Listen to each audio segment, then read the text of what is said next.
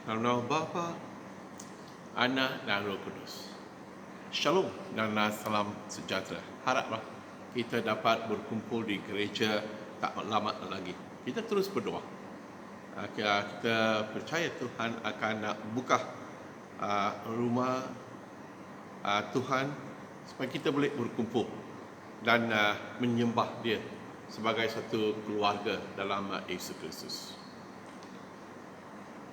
Tajuk perkongsian hari ini adalah tuaian banyak. The harvest is plentiful. Tolong buka ke Matius 9 ayat 37. Kata Yesus kepada murid-muridnya, tuaian banyak sekali tetapi penuai hanya segelintir. Tuaian banyak sekali tetapi penuai hanya segelintir. Mari kita berdoa. Let the words of my mouth and the meditations of our hearts be acceptable to Thee, O Lord, our God and our Redeemer. Amen.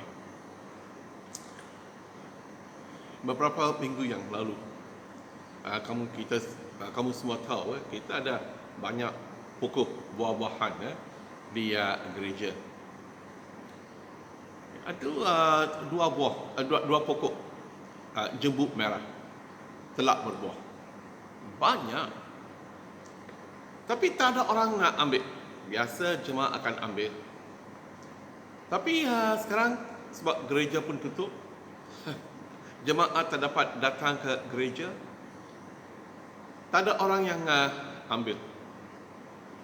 Setiap hari pari terpaksa kumpul sebab mesti bersih lah. Setiap hari pagi kuah macam kapet merah di bawah pokok, setiap pokok itu. Pari terpaksa kumpul dan buang. Ada yang dimakan oleh tupai, ada yang dimakan oleh burung, tapi banyak. Sebab tak ada orang yang ambil. Semua pun jatuh lah. Itu yang Yesus kata di sini tuaian banyak. Ini kita masih ini musim gawai. Kita belum buat penutupan gawai.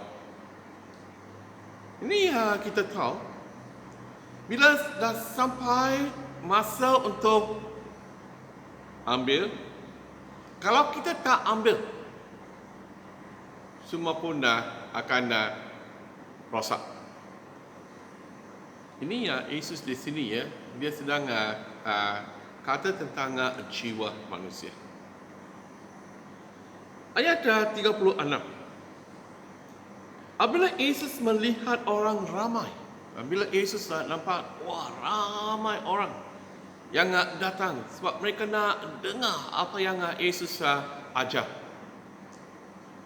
Kita masa dia berbelas kasih. Yesus nampak macam beribu-ribu yang datang untuk mendengar ajaran Yesus. Bukan sahaja di sini, di mana-mana saja Yesus pergi, ramai orang akan berkumpul sebab mereka nak dengar ajaran Yesus. Dan bila Yesus nampak, Yesus pun berbelas kasihan. Mengapa? Kerana mereka bimbang dan tidak berdaya, ibarat sekawan domba tanpa gembala.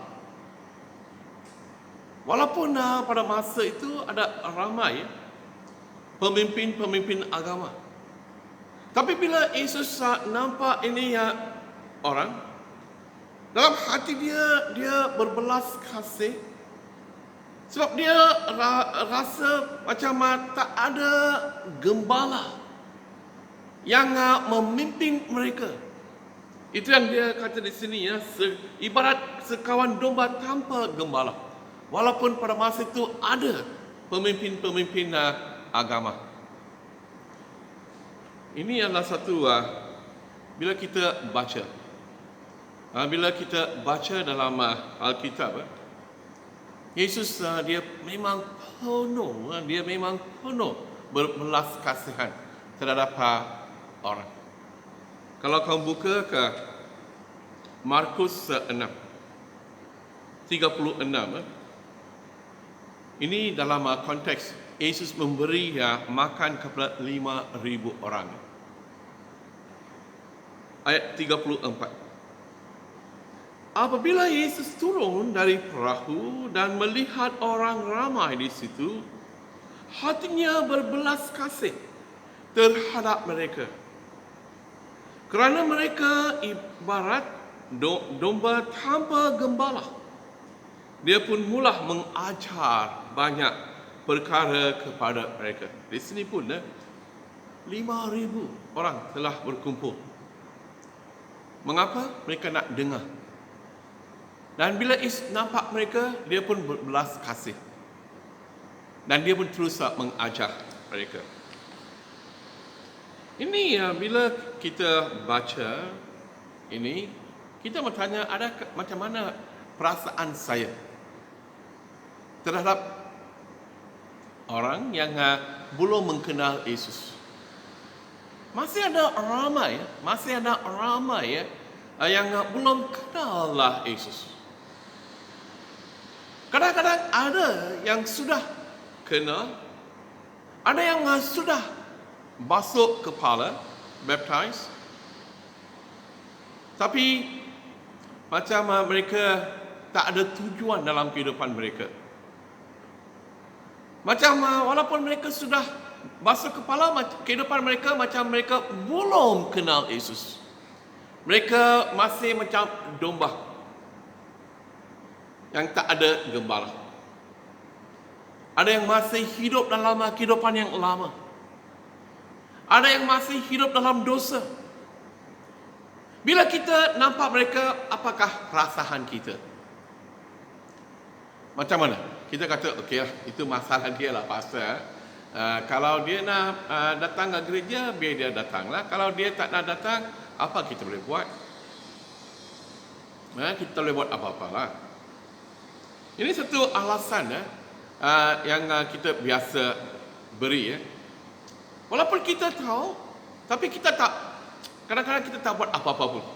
Itu masalah dia. Tapi perasaan Yesus, dia berbelas kasih.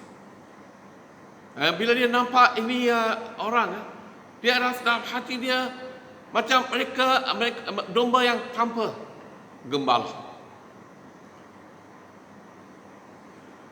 Ini kita mesti ada hati seperti Yesus terhadap orang yang belum mengenal Yesus, atau orang yang sudah mengenal Yesus tapi mereka jarang datang ke gereja, atau masih hidup dalam kehidupan yang lama. Ada satu cerita. Ini kisah benar. Ini William Carey, seorang penginjil dari England ke India. Semasa dia masih muda, semasa satu mesyuarat gereja, dalam gereja dia bangun dan dia kata, dia cadang, dia kata, saya rasa Yesus sedang memanggil kita untuk pergi ke India untuk memberitakan berita baik kepada penduduk-penduduk di India, negara India. Itu pengurusi dia terus kata, young man, kamu duduk. Kalau Yesus nak menyelamatkan penduduk-penduduk India, Yesus akan buat. Itu bukan tanggungjawab kita. Sekarang ini duduk. Untuk mereka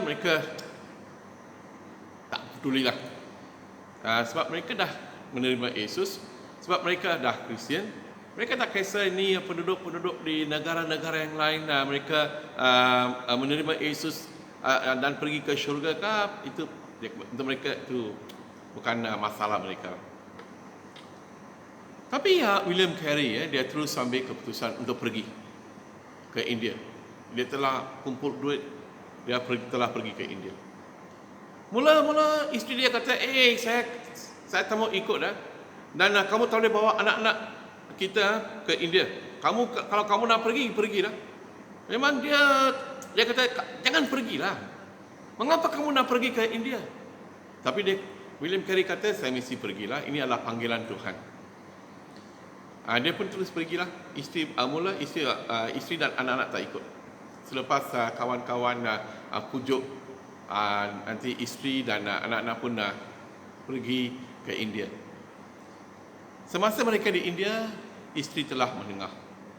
Dan beberapa anak mereka pun telah mendengar.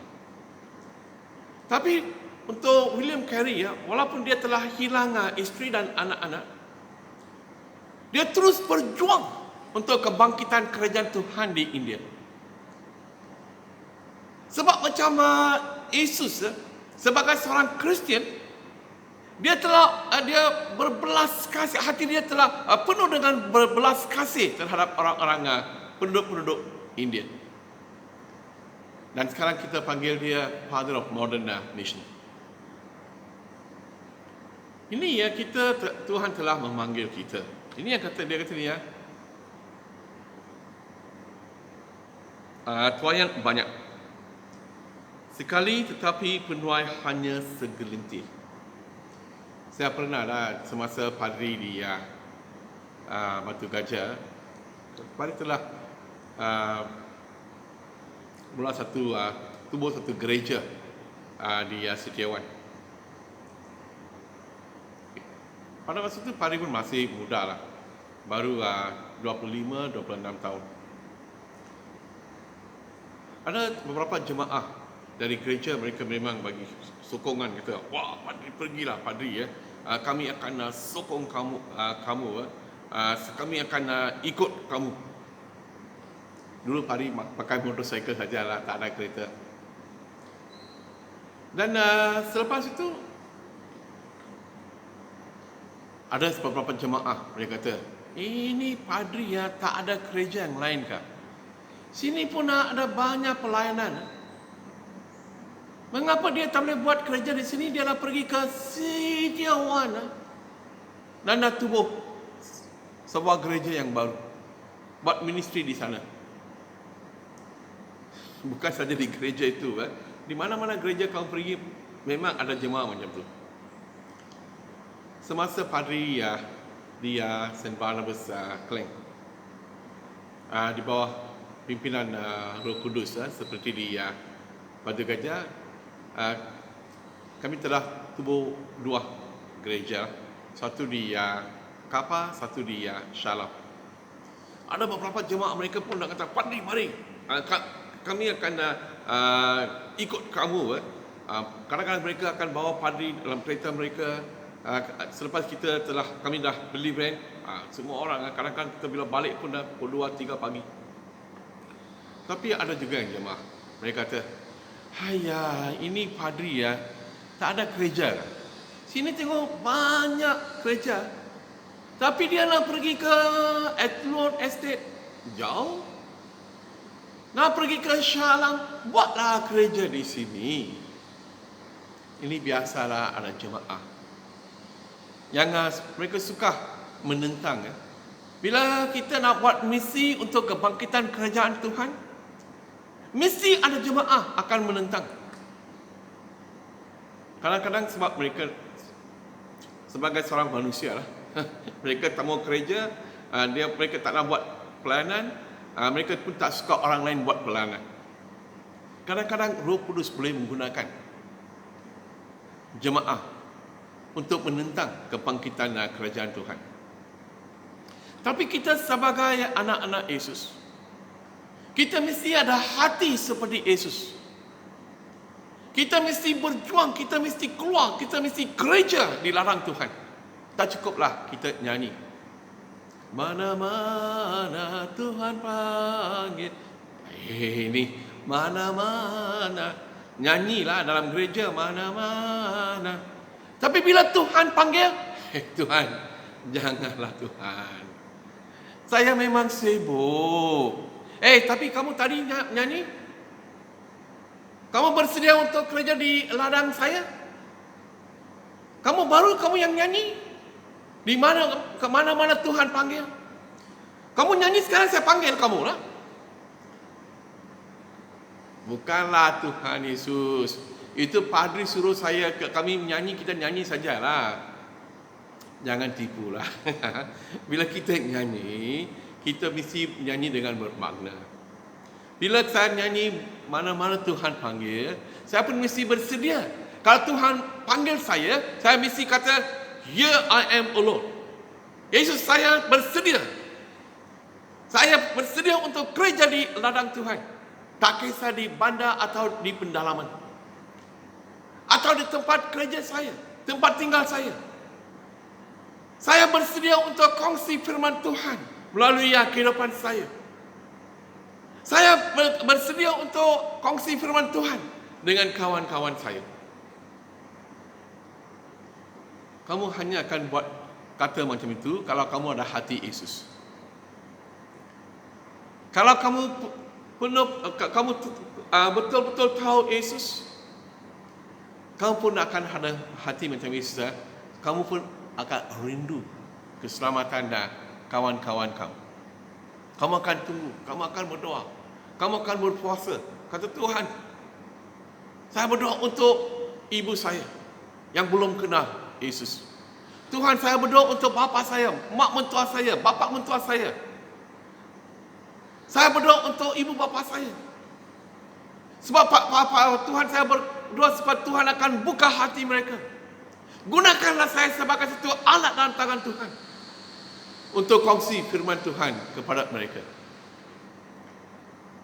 Sebab saya memang mengasihi mereka. Seperti Yesus mengasihi mereka.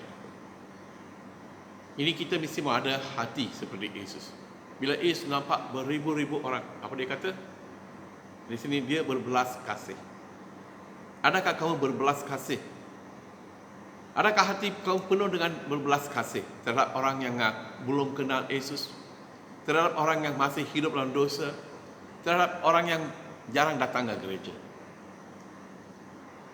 Lain kali bila kamu nyanyi, mana-mana Tuhan panggil, jaga sikit. Dan Tuhan akan tanya, jangan tipu, jangan tipu. Betul? Kamu nyanyi, mana-mana Tuhan panggil. Tiba-tiba kamu dengar satu suara, jangan tipu, jangan tipu. Biasa kita tipu saja kan. Kita nyanyi ya. Dan dia kata tuaian banyak. Ada ramai yang mereka nak tahu tentang Yesus. Mereka sedang cari jalan yang benar. Hanya kita yang ingat mereka tak ada. Tapi ada ramai yang mereka cari jalan yang benar. Mereka cari orang yang akan tunjuk mereka jalan yang benar. Mereka tunggu supaya orang akan tunjuk mereka, ajar mereka tentang Yesus Kristus. Itu yang Tuhan tuaian yang banyak. Saya pernah ada seorang doktor. Dia selalu ikut isteri dia ke gereja. Dia belum menerima Yesus. Dia selalu ikut isteri dia. Setiap minggu dia akan ikut isteri. Tapi tak ada orang tanya atau berani tanya dia, doktor, nak menerima Yesus kah? Tak ada orang yang berani tanya dia. Satu hari selepas kebaktian, saya pun tanya dia, doktor, would you like to receive Jesus as your Lord and Savior? Dia kata, yalah Pak, saya pun tunggu. Saya harap ada orang yang akan tanya saya. Isteri saya pun tak tanya saya, Padri. Dia terus baptize. Dia terus menerima Yesus. Dia pun terus jadi seorang leader selepas beberapa tahun. Macam itu ada ramai. Macam itu buah sudah masak, tunggu untuk diambil. Kalau kita ambil, kita boleh makan. Ada kegunaan, betul. Kalau itu buah-buah sudah jatuh, apa kita boleh buat? Durian bolehlah. Kalau durian jatuh, kita boleh ambil makan. Tapi buah-buah yang lain kalau sudah jatuh, mesti rosak. Macam jiwa manusia pun. Kalau mereka sudah mati tanpa Yesus, mereka akan pergi ke mana? Neraka. Adakah kamu mau kawan-kawan kamu pergi ke neraka, saudara mara kamu pergi ke negara, ibu bapa kamu pergi ke neraka, anak-anak kamu yang belum mengenal Yesus pergi ke neraka, adakah kamu mau macam itu? Kalau kamu ada hati Yesus, kamu akan berjuang, berdoa supaya setiap orang yang belum mengenal Yesus akan menerima Yesus. Itu yang banyak. Yesus kata berdoalah. Tak cukup berdoa, kamu mesti bersedia untuk serahkan kehidupan kamu, supaya Tuhan akan menggunakan kamu sebagai satu alat di ladangnya, seorang pekerja di ladangnya. Adakah kamu bersedia untuk menyerah kehidupan kamu dalam tangan Yesus Kristus, digunakan di ladangnya? Tuhan memberkati kamu. Nama Bapa, Anak, Roh Kudus. Amin.